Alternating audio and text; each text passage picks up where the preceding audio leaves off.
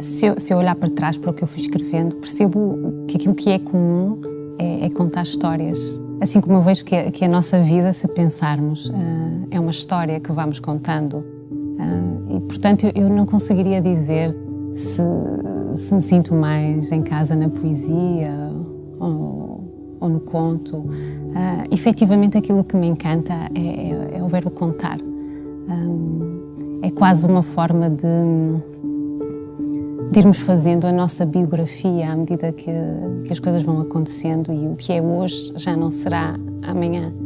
Portanto, acima de tudo, será esta vontade de explorar esta vulnerabilidade da vida humana, seja num poema, seja num conto, seja numa narrativa mais comprida, como um romance. No primeiro livro, aliás, eu pensei sempre que não ia conseguir escrever um dito romance. Eu, na minha cabeça, sempre disse: A Vida Inútil de José Homem é um conto comprido, porque sempre achei que me encantava mais o imediato do conto. Era quase como ir na rua e vermos uma cena que nos cativa pela estranheza ou pela beleza, e num sopro de escrita quase imediato, podermos escrever um conto que conta uma história. Mas, entretanto, de facto, este novo livro tem um conjunto de páginas bem maior.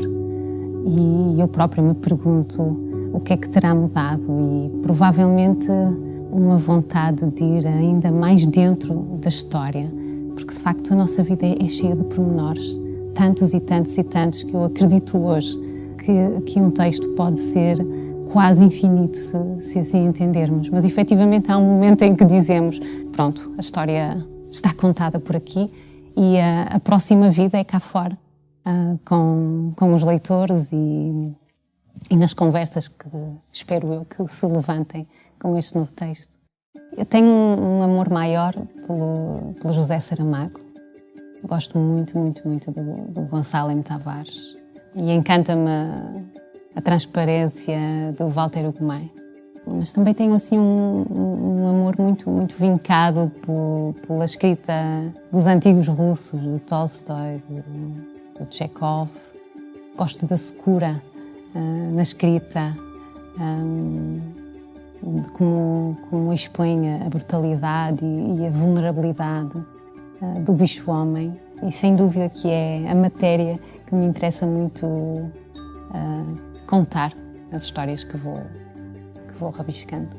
Eu posso dizer que já não me apaixonava por um livro desde o Memorial do Convento de José Saramago. Ainda era menina e encontrei O Homem é um Grande Fazão na Terra, da Herta Müller, e senti-me menina outra vez. Novamente a secura na escrita e a forma como nos expõe a nossa propriedade mais bruta enquanto bicho, enquanto o homem com desejos, com estranhezas, com medos, e portanto nos mostra a vulnerabilidade, mas sem tentar camuflar, com esta transparência que nos causa um impacto, que nos faz pensar, que nos faz olhar para a humanidade de uma forma muito crua, muito nua, quase despida, sem grandes aparências, somos nós com a nossa natureza animal, e fiquei inteiramente deslumbrada, confesso. Eu não faço uma escrita muito metódica, das 9 às 5. Tem de estar emocionalmente pronta para aquele momento, e portanto pode haver semanas que eu não escrevo uma única palavra, e pode haver um dia em que eu tenho quase diálogos que me vão aparecendo na cabeça, assim um pouco quase estranho e absurdo, mas é um processo de escrita muito aleatório, quase no tempo. Se tivéssemos de compilar, eu imagino que seja uma quantidade temporal ainda considerável, o que nos faz pensar sempre.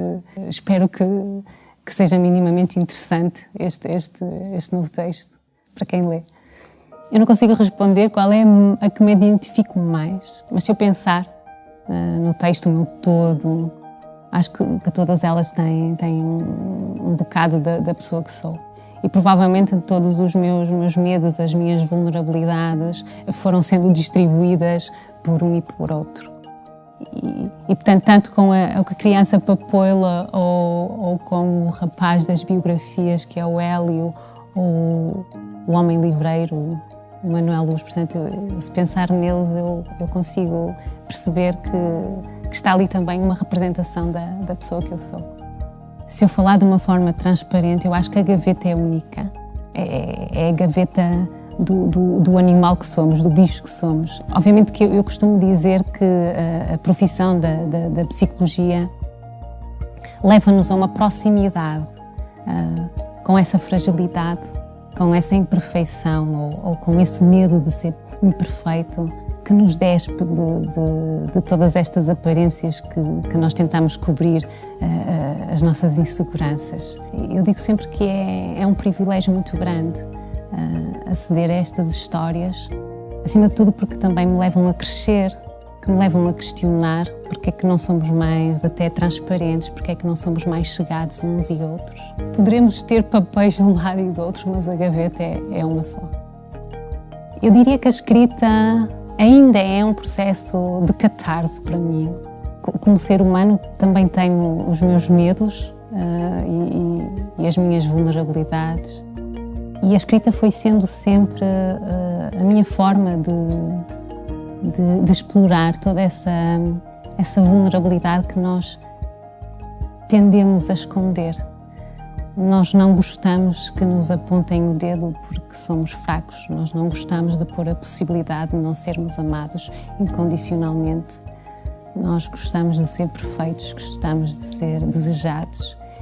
E o verbo escrever, numa cápsula muito fechada, que é a nossa pessoa com um caderno, ajuda-nos a lidar com estas imperfeições, com estas dúvidas, a ir refazendo, ir pensando na nossa história e explorando todas estas condições humanas que nem sempre falamos no corredor. O ego é um lugar estranho, mas precisamos dele e também precisamos de nos livrar dele. Eu pergunto-me sempre o porquê de escrever, porque é que não fica na tal gaveta. E é uma relação muito paradoxal, porque na verdade, se a escrita é um processo tão protegido, em que somos nós e uma folha, o porquê depois desta conversa mais cá fora. E é quase difícil gerir os dois mundos, mas e o ego pode ir ajudando, mas eventualmente teremos de perguntar se o ego também pode ir complicando. Tenho alguma dificuldade em racionalizar o motivo pelo qual escrevo. E nós somos bichos muito emotivos, muito emocionais, de impulsos. Pensamos sempre que somos muito racionais, temos esta ilusão da racionalidade e, portanto, eu imagino que a escrita, para mim, tenha uma função emocional em que eu me sinto confortável a expor com a maior transparência tudo aquilo que eu sou, mas sem ser eu também.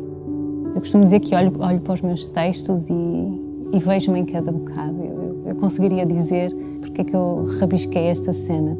Provavelmente há uma memória, há uma ferida, há uma saudade. E, portanto, eu imagino que aquilo que me dá é exatamente esse conforto de falar de mim sem ser de mim, se faz sentido dizer desta maneira. Este amor imprudente pela escrita, precisamente por ser um lugar muito paradoxal, porque podemos dizer, talvez por eu ser mais reservada, uso o verbo escrever para explorar as minhas vulnerabilidades, para contar a história da pessoa que sou e das pessoas todas que não sou. Mas ao mesmo tempo temos este lado mais de expor, não é? Desta exposição mais pública, em que temos leitores, em que ficamos atentos se gostam, se não gostam. Portanto, é uma relação estranha entre aquilo que é muito íntimo e depois entre todo o outro universo que é tão público. E, portanto, este amor imprudente, porque eu própria ainda não encontrei o meu lugar confortável nesta relação. Eu imagino sempre que será complicado pôr o verbo escrever de parte na minha vida. Portanto, continuarei nesta relação paradoxal até ao fim. Provavelmente, se pensarmos muito daquilo que fazemos, e tantas vezes até com estranheza e com pouca transparência, mas fazemos porque desejamos a admiração, o amor do outro. E costuma-se dizer que não há nenhum comportamento humano que não tenha uma motivação.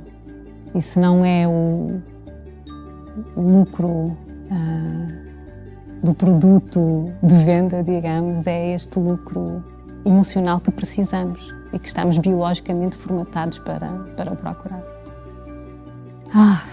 Poderiam ser 2 ou 3. Aquilo que mais me incomoda, e curiosamente é a matéria da minha profissão, é o sofrimento.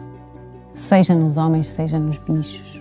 Eu, se pudesse abreviar o sofrimento, principalmente aquele que seria evitável, a violência, a indelicadeza, a lista seria grande. E, portanto, se eu pudesse, o poder que eu gostaria era esse, era poder abreviar a dor dos outros. Tem sido muito discutido, até na comunidade científica, a principalidade das relações humanas no fabrico do nosso sentido de vida. Aquilo que nos traz significado é a relação que nós temos com os outros. Portanto, não é só uma função de sobrevivência, porque estamos formatados biologicamente para nos ligarmos uns e outros, mas também uma função simbólica. E o verbo amar tem um peso grande. A nossa principal função na vida, se não for por outra coisa, se for amar, já é um desafio muito grande, muito grande. De uma forma muito simples, eu diria que é um exercício sobre a condição humana, o estado de vulnerabilidade inevitável que todos temos na relação com os outros, na relação com o mundo, e como tendemos a camuflar esta nossa vulnerabilidade com aparência, com poder, com a ilusão da racionalidade. Nós somos bichos muito afetivos. Precisamos de amor, precisamos de pertencer e nem sempre usamos a coragem para assumir as nossas inseguranças, as nossas imperfeições e esta vontade que temos de estar com os outros. E depois temos também as nossas casualidades, os nossos enganos, os nossos segredos, os imprevistos, os improvisos, as tragédias, e como isso nos deforma a nossa biografia, a nossa linha de vida e nos obriga a repensar, a reformar a pessoa que somos. E talvez Manuel Luz possa ser este processo de renovação interior, digamos. Seria assim que eu apresentaria de uma forma, espero que minimamente coerente.